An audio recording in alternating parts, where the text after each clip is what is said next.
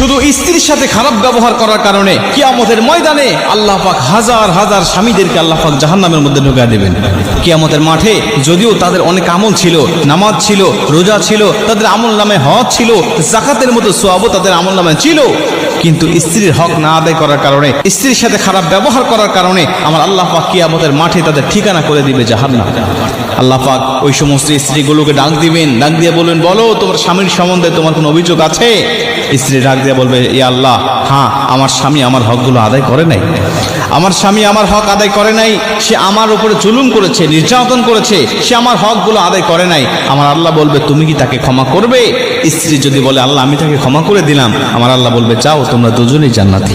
কিন্তু স্ত্রী যদি বলে, আল্লাহ আমি তাকে ক্ষমা করতে পারবো না, কারণ এতটা জুলুম করেছে, আমি শুধুমাত্র এই কিয়ামতের ময়দানের অপেক্ষায় ছিলাম যে কিয়ামতের ময়দানে আল্লাহর কাছে আমি অভিযোগ করব, কারণ দুনিয়াতে আমার অভিযোগ শোনার মতো কোনো ব্যক্তি ছিল না। আল্লাহ আজকে আমি আপনার কাছে তার বিরুদ্ধে অভিযোগ করছি, সে আমার উপরে জুলুম করেছে, আল্লাহ আপনি তাকে উপযুক্ত শাস্তি দিয়ে দেন। আমার আল্লাহ পাক তখন ওই স্বামীকে ঠেকিয়ে দিবেন, বলবেন, না, তোমার জন্য জান্নাত যাওয়া যাবে না, তোমার জন্য জাহান্নাম ওয়াজিব হয়ে গেছে, কারণ তুমি বান্দার হক নষ্ট করেছো, তুমি তোমার স্ত্রীর হক নষ্ট করেছো, তোমার স্ত্রী ক্ষমা করবে না যতক্ষণ, তোমাকে জান্নাতে ঢুকতে দেব না ততক্ষণ। কিয়ামতের ময়দানে এরকম ভাবে আল্লাহ পাক প্রতিটা স্ত্রীর কাছ থেকে আল্লাহ পাক সাক্ষ্য নেবেন। আমরা অবশ্যই চেষ্টা করবো স্ত্রীর হকগুলো আদায়